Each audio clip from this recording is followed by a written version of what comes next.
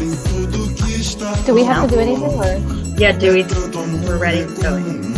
Se fecho os olhos, só consigo ver o sol brilhando nessa noite escura em mim. Shall I start? Sure. Yeah, the digital webinar definitely feels weird because you can't see your audience. Like I have no idea who is out there, and it's, at least you guys are here. That helps. Yeah. Exactly. We're not just like on a blank screen by ourselves. Hi, everybody. Hi. Yeah, hi everybody. Welcome to this webinar. Thank you for joining. This is the third webinar that we have had in this past year. It has been a great experience for me. I got to meet amazing women along the way, all from different sides of the industry, which is more fun and a better way to know the different things that are happening out there. So we wanted to close this year doing one last webinar about women in AEC, about what we think are influential people in our industry that are doing amazing things, working for different sides of this AEC world. And the idea of today is to introduce you to 4 amazing women that we have here. I will let them introduce themselves. Before that, let me introduce myself for the ones that do not know me. I'm Victoria Molina. I'm a regional sales manager at AEC Resource. I've been working for AEC for over 7 years now. I started on the production side, doing some MEP work, then moved on to the project management side of things, and finally now I'm working on the sales side. So you'll be hearing from me a lot and doing a lot of webinars and things. So now let me introduce you to the other women that we have here. The first is Pailin Tangsubanich. She's from CBRE HANA. Hi, Pailin. Hi, Victoria. I'm Pailin. I was born and raised in Las Vegas. I went to architecture school in the South in Houston, and now I'm here in New York, patiently waiting for this snowstorm. I am an architect and designer at CBRE HANA, which is a real estate company that designs and builds flexible office space. And I'm happy to be here today. Thank you. Thank you so much. Next one is Norma Andrade Drake. She's a production manager at Silas. So welcome, Norma. Hey, ladies and everybody. Thank you for allowing me to be here. I'm honored. I think it's going to be such a great and interesting conversation.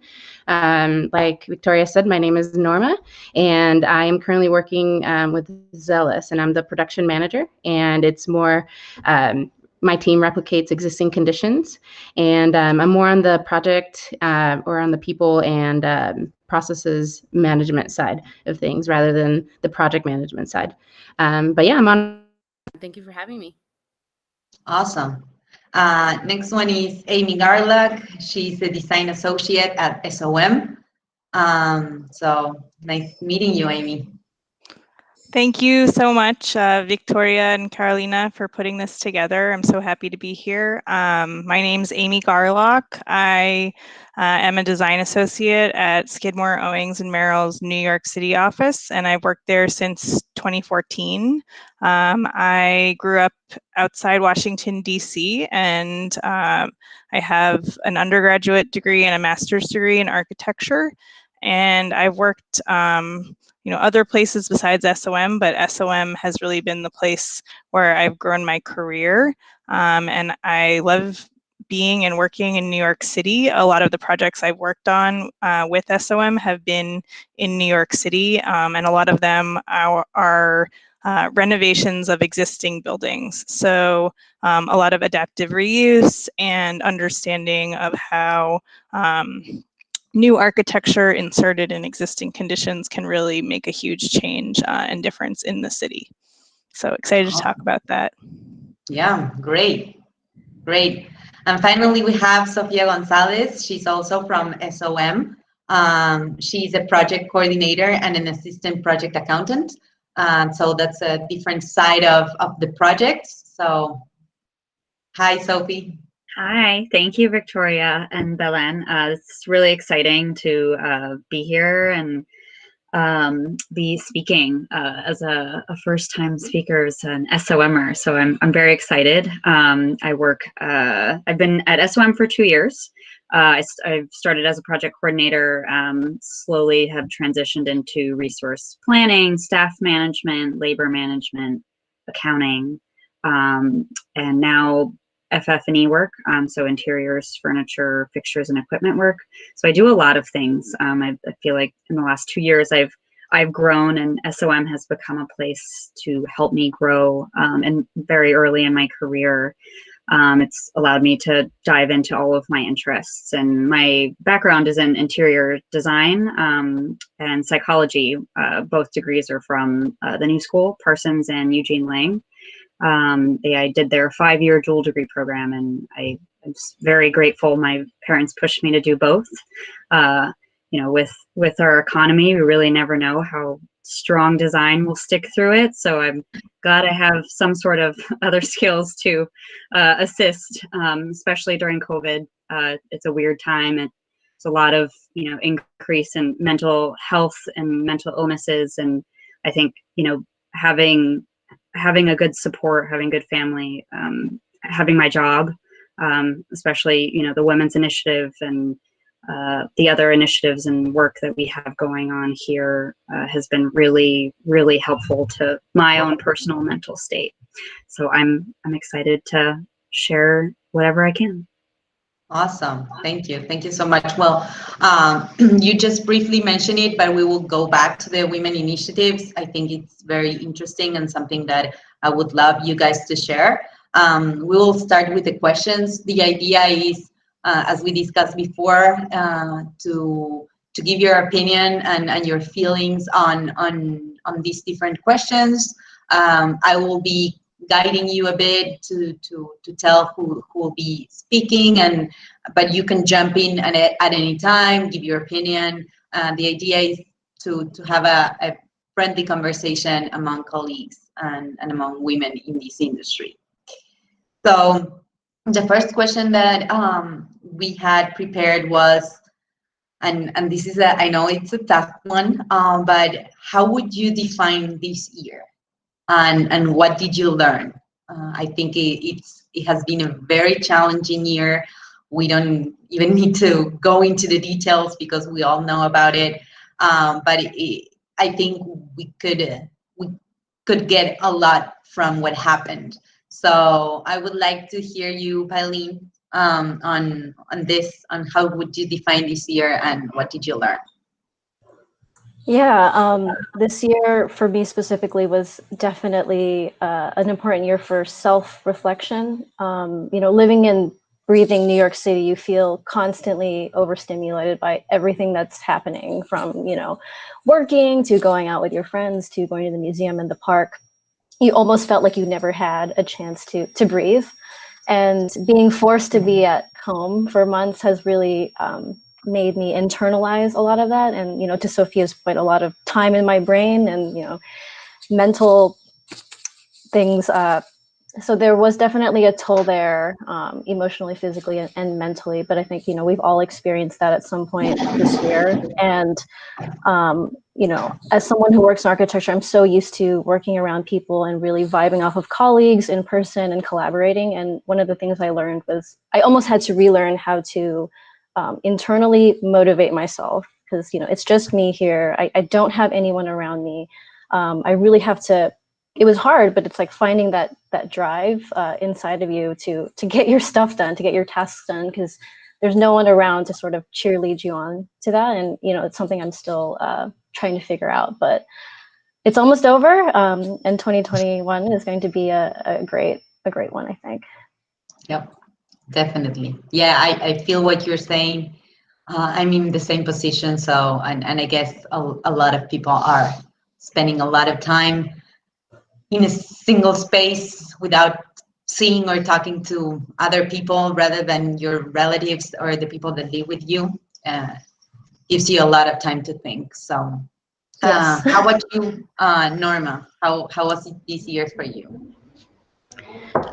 Is best worst year ever a thing? Mhm. I think, personally and professionally, it was just kind of a good year to take a step back, kind of like Pauline was saying. Just kind of take a step back and catch your breath a little bit and think about whether you're doing things correctly. Is there a better way that we should be doing things? Just really taking in, what's important and just the innovation that has happened, not only within our industry, but just personally. And like I said, everything. It's been a crazy year, but I think it's been really, really refreshing in a sense that before, it kind of seemed like we were all just kind of in autopilot, just kind of doing things as we usually do them, just go, go, go. And then this one, it was just kind of like timeout, screech noise. And we were able to kind of take a step back and re-examine things and say, okay, we can do this better, or we should keep doing these things, and along the way, capture what's really, really important, right? Yeah. What about you, Amy? Thank you. I think my answer is similar to Pylene and Norma. It's been a destabilizing year. It's something that you might have thought was going to be one way, and now this year has forced everybody to take a collective step back and examine their preconceived notions of how the future might be. And I think we've examined that in a lot of different ways, certainly in personal life, but also professionally. I had sort of stepped into a management role just before this pandemic work from home began. And so it really made me relearn how to communicate with my team, and it made me value the in-person communication that much more. So I'm very much looking forward to being able to take the lessons I've learned and apply them to an in-person work experience. And it's also it's been an institutional learning at SOM. We're a really big place. We're almost 1,400 people globally. And so the leadership of the firm and the leadership within each office has taken a hard look at how we are doing things well and how we can be doing things better when it comes to taking care of employees and ensuring equity for the future, both for our clients and for our employees. So it's been, I think, productive in a way, but it's also been really hard and scary. And I think will continue to be for a little bit while longer. Yeah, definitely. I feel that for me, it has been kind of the same. A lot of changes, a lot of new faces, a lot of challenges, and plus a pandemic outside the house. So Right. yeah, Right. it has been Yeah, I challenging. don't think I would have ever expected to have a pandemic happen in my lifetime, as maybe naive as that sounds. I think, we think about the 1917 Spanish flu and, that pandemic and how that kind of wiped out a huge portion of our population, which this also has wiped out a huge portion of the population, but I think it's also shown how maybe not as healthy as we think we are and how healthy we can be, and kind of reevaluating what it actually means to be healthy and have a healthy work environment, a healthy workplace. And it's definitely been a tough year. I live with my mother-in-law and my partner and our dog and 2 cats, and there's a lot going on all the time. And I finally was able to find a little office space upstairs because it seemed like this pandemic and work from home situation was not ending anytime soon. We are upstate New York. I'm no longer in the city. And although that is that's a great, right? Yes. Speaking of which, as you can see, distractions. But my puppy has to be picked up from daycare. It's like a baby, but not. There's similarities, and I'm sure one day I'll find out what it's like to have a baby. But yeah, I think for me, I always thought work from home would be cool. And although it has its cool moments, I think I actually maybe took for granted how much I enjoyed the office, and the office workplace, and being in an environment where I could just like go into the pantry, talk to people for 30 minutes, the water talk, whatever you want to call it. I think I miss that the most, not having that camaraderie and that connection. We do have a small group of friends up here, but it's really not the same. So I think it's shown our leadership that we actually can be very productive. They said multiple times, we're so impressed with everything you guys have done. We love all the production you're doing. And I think, remote working wasn't as favored before the pandemic. And I think now our leadership is seeing, where we could change our policies, have more flex plans, how important personal lives and family lives are, health in general. So I think that's been really positive for SOM and our staff in general. I've definitely seen the trend there. Yeah, definitely. And what would you say that you learned the most, or something that was surprising, Sophie? Oh, sorry. I guess, I've always been pretty independent, but I think not having like the ability to walk over to someone's desk and just ask them a question, or, utilizing Slack, utilizing more technology, kind of getting creative with, how I use my day, how I schedule my day. I think those sorts of things of like kind of reconfiguring the way that you work has been a big challenge. Time management and kind of taking on different and new tasks while I am remote. I was already transitioning into different departments, but doing that more heavily remotely is hard with, not being able to get in-person trainings for accounting purposes. And, a lot of the FF&E work is a lot of samples. I literally have like 25 samples sitting on my desk now that, it's a different work style. And I think I'm still learning how to do that. Yeah, definitely. Yeah, definitely. It has been a year to learn a lot. To me, it has been about growing, about transitioning to another position within the company, to another market, to another way of communicating, and definitely the balance between the office and the home is something that we all are starting to value more. Before, when we were all day at the office, we couldn't wait to get home. Now that we're all day at home, we cannot wait to go back to the office for a little while. So I think we will find a good balance. And I think that one of the things that you brought up about productivity and how we're also setting up goals and aiming for success, and we're able to do them without necessarily being at an office has helped the upper management realize like what the people really can do, and if they are focused and if they are motivated. So I think it's very important. It has given the teams that work a lot of respect from upper management that maybe didn't have before. So I think that's great. Moving on to the second question would be, how would you define yourself in a professional way? I would like to start by hearing Amy. I would define myself as striving for balance.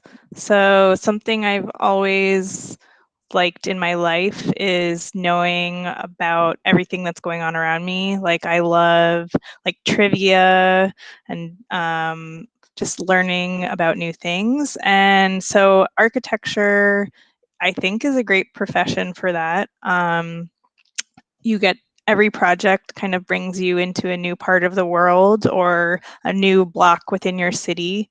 And you get to dig into all the histories of the zoning code and how it came to that point, or the building material and what formulation is best for the strength of the concrete, or, there's so many little things that you can dig into. And so in my career, I've just tried to make sure that I always appreciate those opportunities to learn new things and try and bring my life experience and the team members' life experience into the work. And I think that's what I like the most about architecture.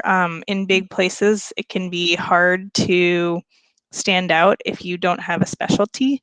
So trying to balance the love of the new and trying to juggle lots of knowledge and interests with passion is, I think, how I hope to move my career forward in the future, but always learning. Sure. Yeah, definitely. Always learning. What about you, Norma? Well, for me, I'm kind of along the lines of what Amy was saying. It's, I think in this field, just AEC overall, we all need to be kind of jack of all trades. We need to know, what the engineers are doing. We need to know what the architects are thinking. We need to know what, the construction processes are. And so, yeah, for me, that's kind of the step my career took. I've had the privilege of being able to be in different areas of the field and learn a little bit of everything, kind of like what Amy was saying. So, we all kind of have to be problem solvers. And yeah, that's pretty much how I would define it. It's just knowing a tiny bit about a lot of things. So I think, it's very valuable, and that's something that's very needed, especially in our field. Sure. What about you, Sophie? Yeah, I think I'm definitely on the same lines as Amy and Norma. I think I've always been a jack of all trades, and I think for a while I thought that was a bad thing. And I think in some ways it is, in other ways I think it's a way to kind of develop all of the interests and the skills that I've learned, I have, and I'm continuing to learn. I actually like being a jack of all trades. I feel like I get to do a lot of things and interact with a lot of people. This is a great opportunity to be speaking. That's as part of our women's initiative. I think that's something that I don't know that I would have found in a smaller firm or smaller environment, or even in a different field.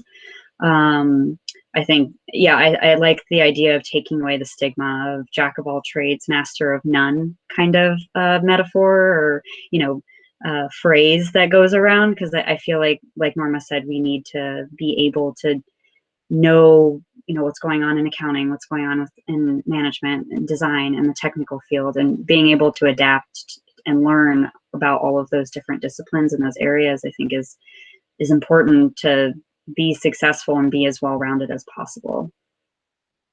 Sure, definitely. 100% agree with everything that's been said. To add on to that, I think because we have to work with a diverse group of people, it's really important and fun to be sort of a team player in that realm, understanding how everyone's role contributes to the greater good of creating beautiful spaces for people. And it may be challenging to work with the various and different personalities out there, but I think the more we can align and work together, the better architecture and construction we can create for the future. And definitely not easy, but being patient and being open-minded is part of that. No, definitely. I would add to that, to what you were saying, flexibility.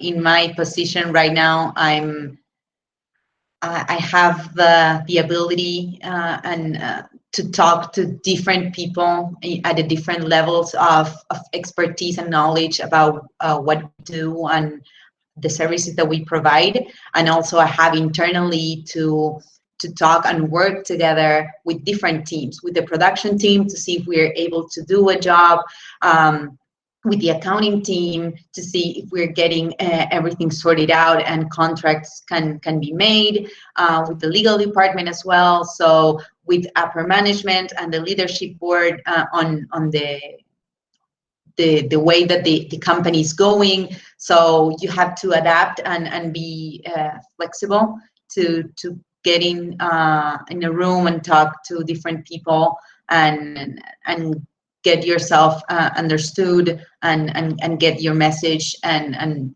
work towards your goals. So I think that that's something that is also part of what we do. All of us, we have very different roles, but I think in all of them, because of the industry that we're on, require this flexibility and adaptability to different scenarios. So yeah, I think that that's very interesting.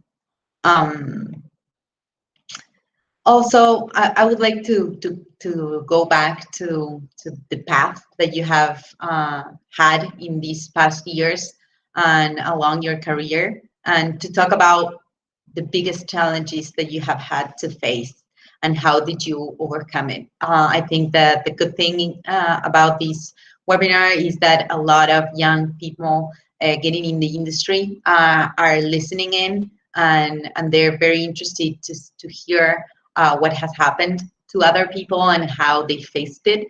So I think it's a great opportunity to hear them. So let's go with Sophie. Great question. I think for me, just a lot of rejection. It's part of the process. It's normal. I think learning patience in general. It's my personality. I'm not a very patient person. I think COVID has actually taught me a lot of patience and a lot of just, like Pylene said earlier, self-reflection. And I think, not taking no for an answer, but not now or not yet. Thinking about it as like, okay, they said no now, they said no today, but maybe in 6 months or a year, they'll say yes. So that's kind of how I try and think about things of like, okay, that's not happening right now, but that doesn't mean it can never happen. I think, coming out of school and it is really hard, especially right now. I can't even begin to think how tough it would be to graduate and try and find a job in the middle of a pandemic. I feel for everybody who is, who's there, but, again, it's not a forever thing. It is temporary.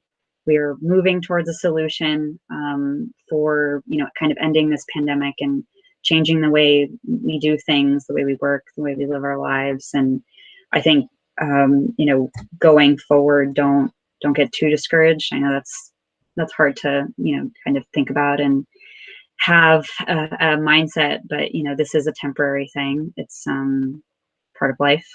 Shit happens.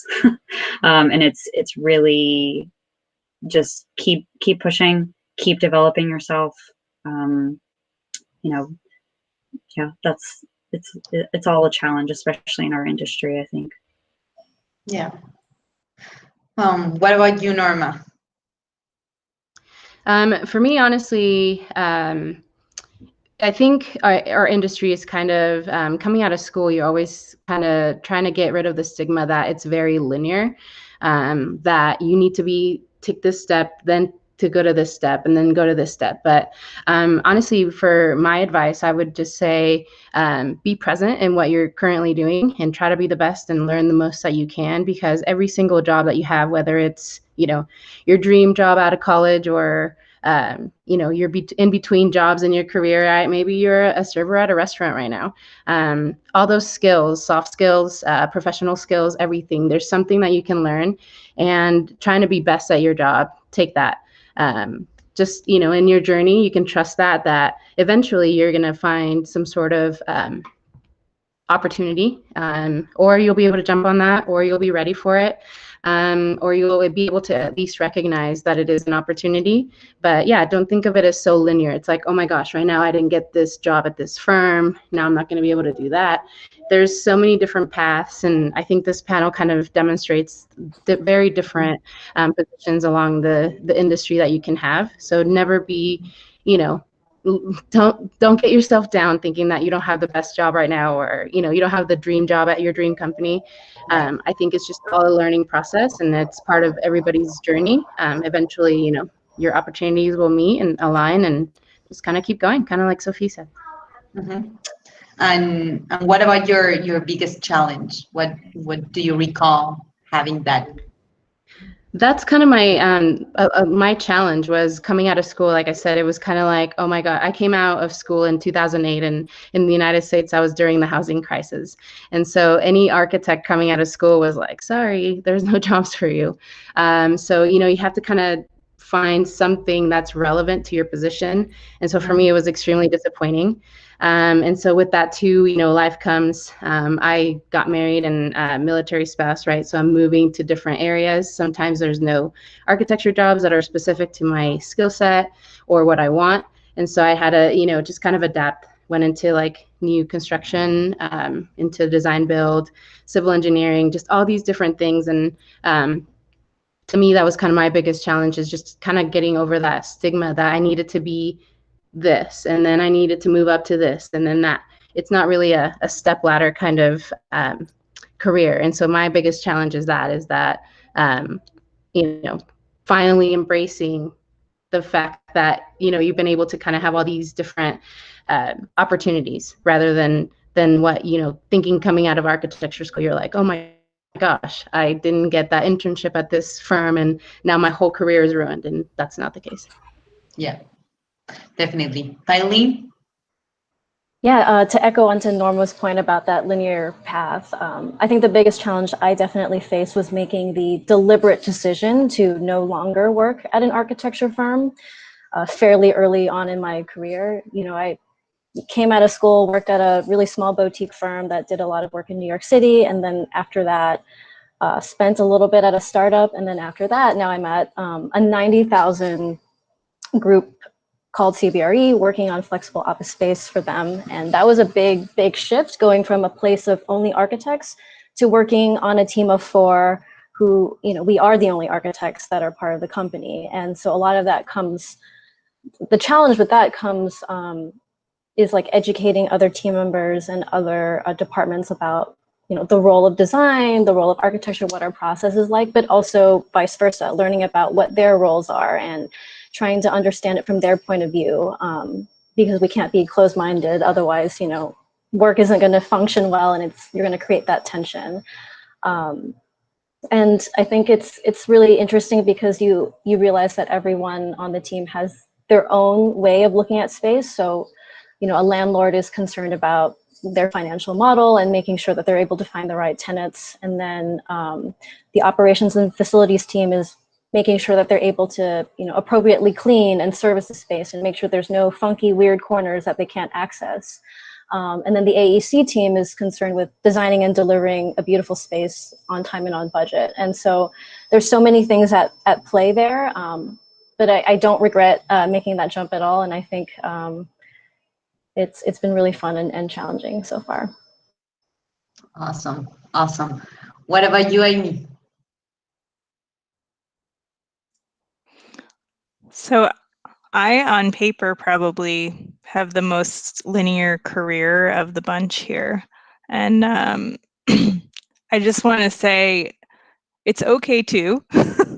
And even and even within that more typical career path, what I've had, which there's definitely bumps along the way. And within my 6 years at SOM, what might look like a sort of linear progression through promotions and teams, it's not linear at all. It's kind of overlapping and shifting, and sometimes, some days you just like hate your job and don't want to go into work, and then a week later you're like, oh my God, I have the most amazing job, I'm so lucky. And so learning to step back and see the big picture sort of on a regular basis, I think is a good habit to get into. And also just taking each opportunity at its face and thinking very intentionally about it. Even the sort of little opportunities within a job, like, do you want to speak on this panel, or do you want to work for a week on this project? We really need an extra set of hands. That can really change the course of a career. It can ignite an interest. It can teach you something that you're not that interested in. I think you can't be casual about your day-to-day interactions. You have to be intentional and stay humble. I also, like Norma, graduated in 2008, and while I got a job, it wasn't the job that I imagined for myself. But I learned a ton from it. I was working on a team designing senior living, not like the most glamorous architecture job out there. But basically what I did was I designed 1-bedroom apartments for a year. And so now I can crank out a plan for an apartment in like 5 minutes, no problem. And that is a skill that has come in useful to me later in my career. And and it also drove me to go back and get my master's in architecture probably sooner than I would have otherwise. But I think everything happens for a reason. I've been extremely lucky, and I have to also just remind myself of that every day. I feel that especially this year, having a job that I'm able to do remotely is amazingly lucky in COVID times. So I guess my biggest challenge has been always time management. I'm sure I'm not alone in this, but at any kind of office, big and small, you're almost always asked to work on more than one thing at a time. And so for me, trying to figure out how to balance those things, make sure I'm doing what I need to do when I need to do it, and being communicative with my boss or whomever is like giving me the things to do, or if I'm making the things to do for myself, and make sure that I'm being kind to myself and not trying to take on more than is possible. So communication is often hand in hand with time management. That's my advice. Yeah, definitely.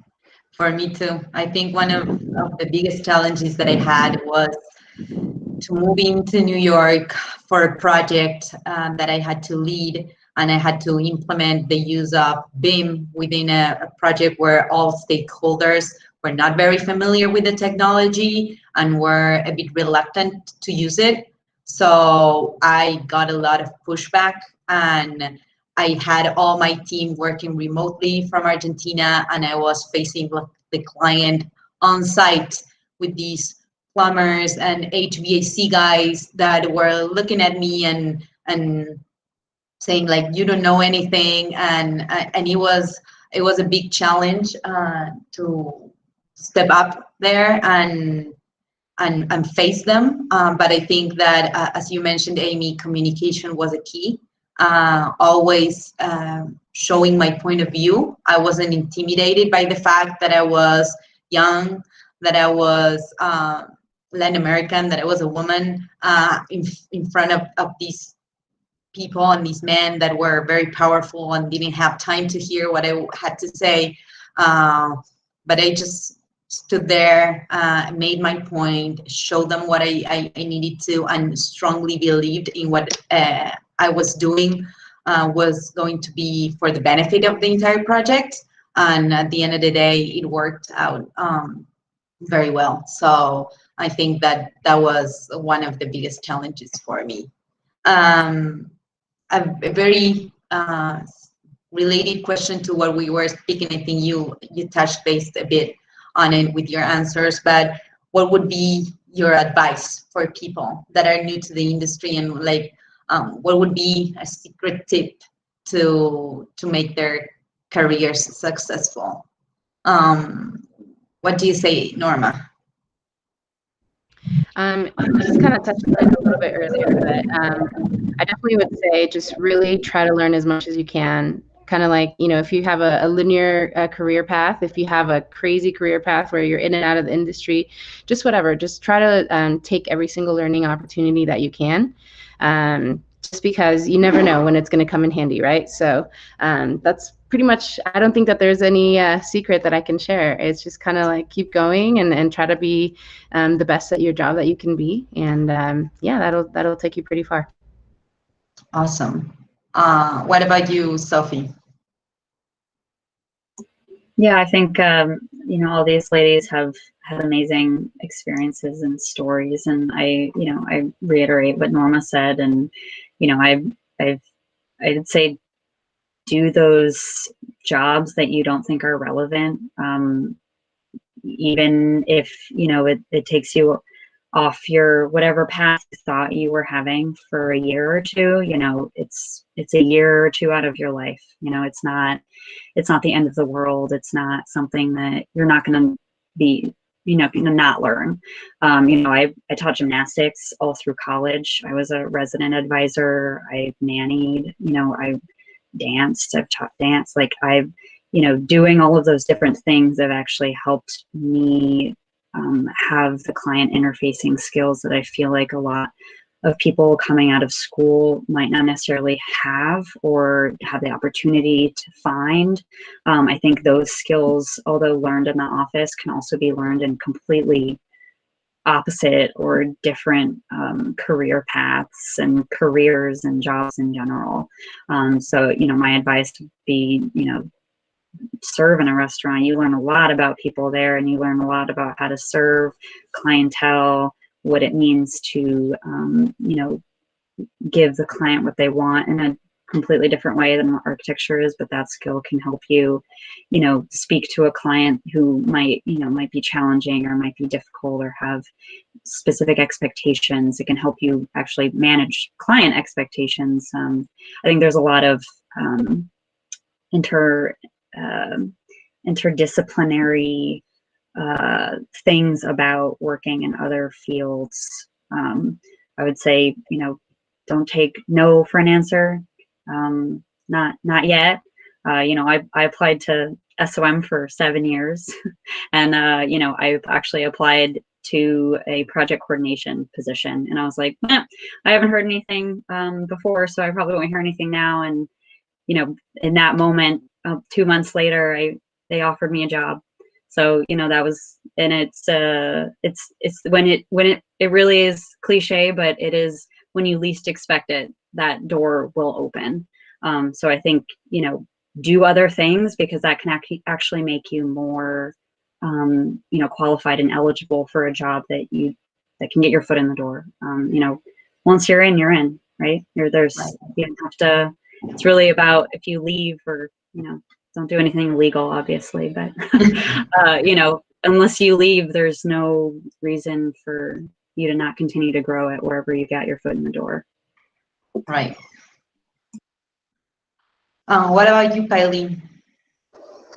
Yeah, my piece of advice or tip for success is to not let anyone else's success define what you consider to be success. I think, we all have different definitions of making it. It's going to be different. My definition of success will be different from Norma's, from Amy's, and Sophia's, and that's 100% okay. And that goes to Norma's point earlier about following that linear path. Like, there's no one answer either. And if you're happy serving at a restaurant or doing that really tedious thing, then that's great. Like, I'm happy for you as well. And as cheesy as that sounds, like I'm still struggling with that myself, to be honest. And that's definitely something I'm looking forward to working more on in the future. Sure. What about you, Amy? What would you say to the people listening? Hi, everybody. I had written down 3 things. So my first, I'm going to reorder them, but my first one was don't get discouraged, but I think Sophia already spoke perfectly to that, and is a shining example of perseverance, and how lucky SOM is to have her in our office, and she's just so wonderful to work with. I feel so nice. very happy. It means a lot. Lucky to get to work with her. Okay, my second one is speak up. This being a women in BIM, I think culturally women in the US, certainly around the world, we're not always conditioned to be assertive, to speak our mind, to say things directly. And in a professional setting, that can hold you back. And be yourself, obviously. If you're introverted, find ways to make your voice heard that might not be, maybe it's writing is easier for you, to send the note to your boss that's hard to say, or to make it known to the local magazine that something's going on at your firm that they should be publicizing. But if you don't say anything, then no one will know how you feel, no one will know your ideas, so speaking up is so important to continuing to grow and to having your voice be a part of the conversation of architecture that's ongoing. And then my third one is to find a mentor and find an advocate. They can be the same person or they can be different people. The roles are a little bit different, and they definitely don't have to be somebody that you work with, but they can also be that too. And just a mentor is somebody who you can go to for informal advice, somebody who you trust to be honest with you. And an advocate is somebody who usually should be someone you admire and someone whose success you think looks like a model of success you'd like. Maybe that person, maybe it's, not exactly the same, but something about what they've done is something you admire, and you should have them give you advice on that, but also, build a relationship with them and see if they can't bring you along with them on their journey as well. Awesome. That's my pieces of advice. That was awesome. That was awesome, Amy. Thank you. Thank you so much. It's been really inspiring hearing you, and I totally agree with everything you said and the other girls said as well. If I had to say something for myself, yeah, I would say to, always speak your mind in a very respectful and in a very constructive way, but make yourself heard and push for what you believe, because sometimes you might think you're alone, and then people will hear and understand your passion and they will follow along, and I think that's amazing, and very constructive in any work, in a work or any other environment. So we are here with the last question before I guess there are some questions from the audience. Then Caro or Belen will let us know which these are. But this is about this upcoming year. What are your expectations for this 2021? Let's go with Norma. Expectations, that's a good one. Honestly, I'm expecting, just professionally, I'm expecting innovation. I think the AEC industry is just kind of, it has a kind of a connotation of being a little slow moving and slow adapting to new technologies. But I'm expecting, just things to be flipped upside down and innovation to try to solve those problems. I'm expecting to see just everything change. I mean, just even as little as like restaurant layouts, right? Now that's going to look a lot different. So just all the processes that are going to have to come into play for that. Remote work obviously is now a thing, right? So just not really adapting the old ways to what we need it to be now, but just kind of rethinking, reimagining, and yeah, just innovation period in all aspects of life, right? Great. What about you, Eileen? Yeah, when I got this question, I sort of thought about it more for myself.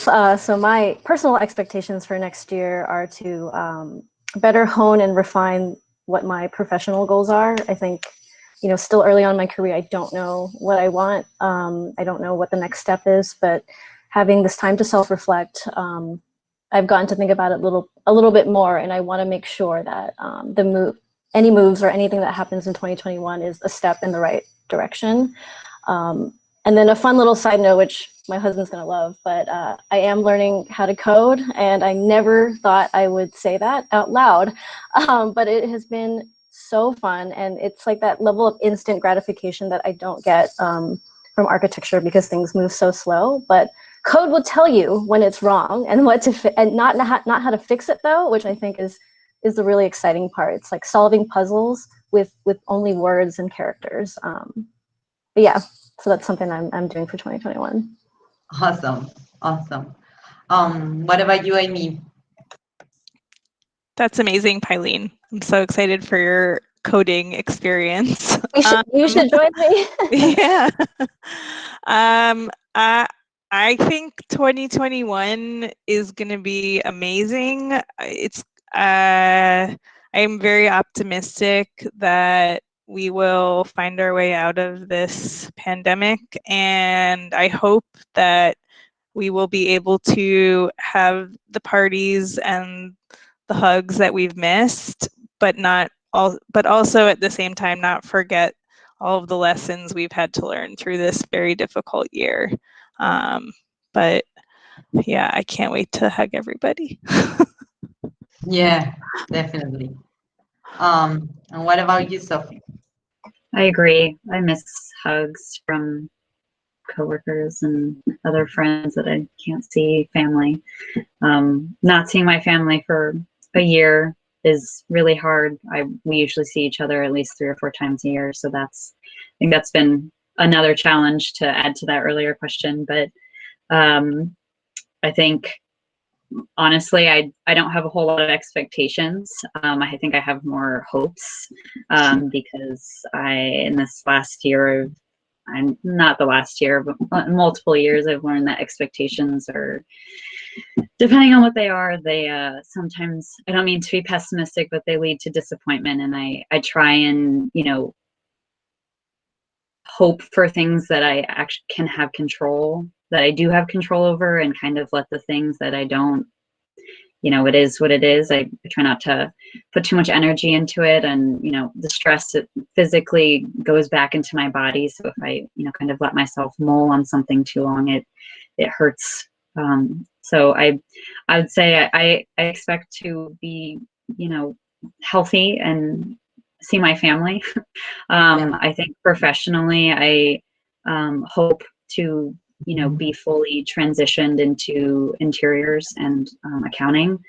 I think it is a long process, and transitioning horizontally, vertically, diagonally, however you do transition, especially at SOM, where we are traditionally very conventional and very linear. I think that this pandemic has actually changed that for us in most positive way possible. I think there's a lot of opportunity for anybody to, step into any department and say, like, I'm interested in this, I want to learn. And there's a lot more open-mindedness, like Eileen said earlier, that I think we didn't have before. I think some people obviously did, but I feel like that's new. So that's my expectation for next year. Awesome. I really like it.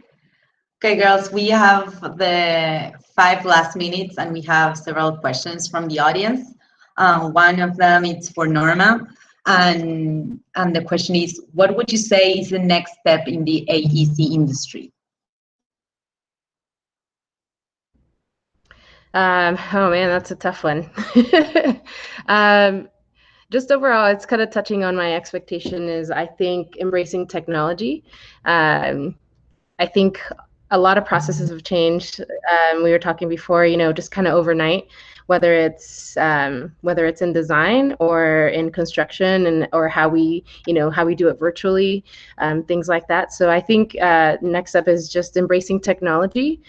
Like I was kind of touching on earlier, the AEC industry is kind of a little bit slow going and kind of embracing that. So I think now we've all been kind of forced to do it. And I think that's exponentially going to keep growing and growing and growing. And I'm extremely excited to see where that takes this industry. Awesome. Awesome. I also have another question. This one, any of you can reply to this. How do you imagine the future of your career? I have no idea. I agree. I like that. I like that. I thought I was the only one. That's a great answer. I don't know. I think, no, I really don't know. I would hope that it is, still multifaceted. I think me only doing one thing is just not, it's not in my personality. It's not in who I am as a professional. I would hope that it stays multifaceted, with multiple hands and continuing to learn in each of those areas, whatever they might be. Awesome. I can say also one thing. I hope to, in the future, teach more, whether it's within my office or back in the academy, but getting people excited about learning about architecture, I think is a great way to keep the profession going and keep yourself excited about it. Yeah, I really like that. I vote for that. I'm very similar in that respect. Another question, people to the audience, feel free to send us more questions. I'm just reading some of the ones that are sending. One of them is, if you have to choose a career now, would it be architecture? Like after everything you have been through, or not? I feel like some of our colleagues are watching, so we need to be careful about our answers. That was all I wanted to say. I think so. There are so many people who tried to scare me out of it over the years. Like everybody's like, you don't make any money, like the hours are bad. I mean, it's getting better, but it's not historically a great career for women. Yeah, I don't know. I think I'd pick it again. It's definitely not easy, but it's rewarding. Awesome. What about you, Eileen?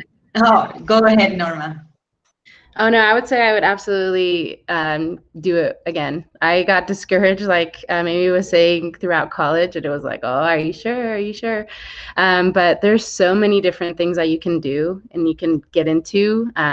So, as you kind of get into it, you can discover more and more ways that you can get into and stay in this field. So, I would say stick with it. If that's something that you like kind of block out the negatives.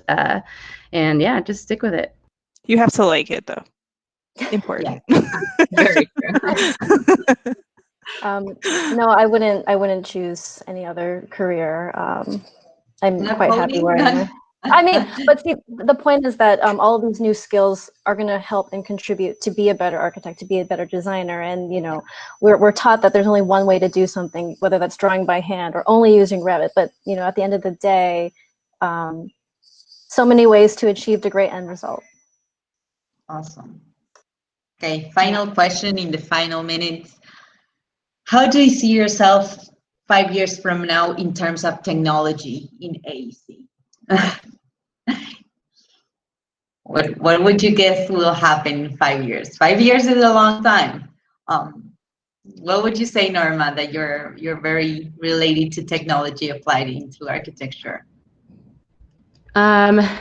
What scares me is AI, but I think it's coming. I think we're all just kind of like Eileen's kind of getting ahead of the game here, but coding is going to be huge. I think, like I said, AI, it's as much as it scares me, I think it's coming, which I really hope that our industry just kind of times it out a little bit and says, hey, no, look, there's definitely something to the factor of the human factor of, the art side of what we do, whether it's, a trade, like a building trade or a design trade or whatever, right?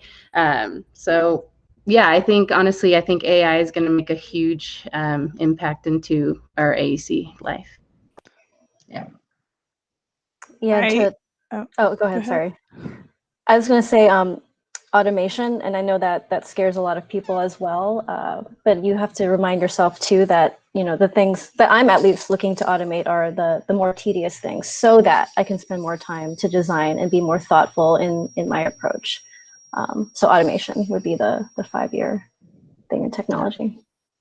To go a little bit of a different route, I think we have a long way to go, but we'll continue to work on building technology itself, especially for building systems. We have so far to go to actually make the building stock that we're producing actually sustainable and carbon neutral. And, we're doing some, but we can always be doing more. And the existing buildings that we have now, we're going to have to be retrofitting those to make them more efficient. And so I think working very closely with our engineers, especially MEP engineers, but also structural, to make our systems more efficient, and how we can sort of design our buildings to use less and design the building itself with less, is going to be super important as we move into the future, because climate change is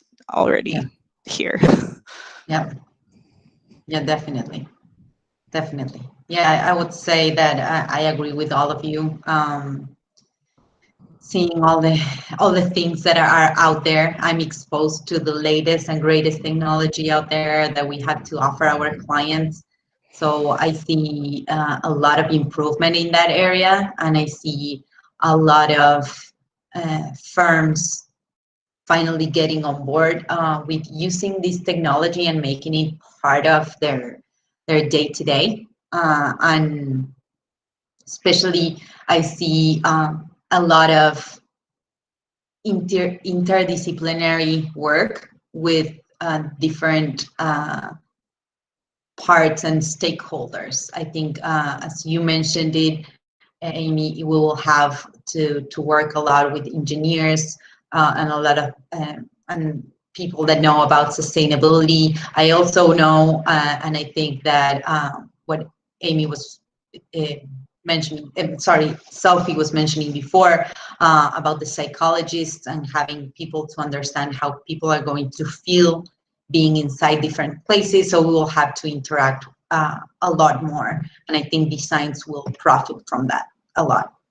So, okay, I think they're telling me here that we are a bit over 2 p.m. I just want to thank you a lot for being here, for joining me. It has been amazing meeting you all. I really appreciate your time and everything. Before we go, I would really like to take 2 minutes for Amy or Sophie or both to tell us a bit about the Women Initiative at SOM, which I think it's very valuable. And I don't want to end up this webinar without mentioning it. Thanks, Victoria. Yeah. She's been involved a lot longer. I've just been at SOM longer, but still. So the Women's Initiative predates even my me being at SOM. It was started in the early 2000s by one of the female partners at the time, and she wanted to create a space within the office for women to talk about issues that affected them, maybe more so than the men in the firm. And so it existed for a while, and then it kind of went quiet, and then it was restarted in 2011 by some women who are currently at SOM, and it does a lot of things. It is that space to talk about issues that are affecting us. It's certainly a networking organization. It's a place to find those mentors and advocates We have social events. We also have support for licensure. One of the things we noticed early on, and certainly this is an issue across the country, but women do not get licensed at the same rate as men within the profession. So making sure that women at SOM are getting the support that they need for licensure. We work within the office to, make sure that leadership is aware of the sort of gender dynamics at different levels within the office, and making sure that we're pushing more women into leadership roles and into design roles, which historically women are underrepresented in. And we also use it as a platform for networking with other architectural practices in New York City and like you guys across the world. And so there's other similar groups, both in other offices and through organizations like the American Institute of Architects or the or REBA in the UK. And so leveraging those existing organizations to create more professional networks for women and support leadership for women in our office and beyond is what our mission is. And it's been great. It's a big part of my experience and Sophia's experience at the office. It's not necessarily something I ever thought that I would do, but it's been super rewarding, and I've met amazing people through it and through experiences like this one. I Awesome. think this is a perfect example of, networking and how we collaborate within the Women's Initiative specifically. Awesome. Okay, thank you. Thank you so much. I believe it's an impressive work that you do, and it was important to bring it up before this webinar ended. So again, I just want to thank you all for taking your time. Some of you are on vacation. I know you're all extremely busy. So thank you so much for joining me. It has been a pleasure having you here. I hope that we keep on doing these kind of events next year. I'm excited about it. I want you all to be part of them as well. So thank you so much. Have a wonderful 2021 with a lot of hopes and a lot of good things to come. And hopefully we get to run into each other soon in different projects around the world. Great. Thank you. Thank you so much. Stay safe. Thank you. Bye. Thank you, everyone. Thank you. Bye. Thanks, Lily, for joining us today. See you next year. Bye.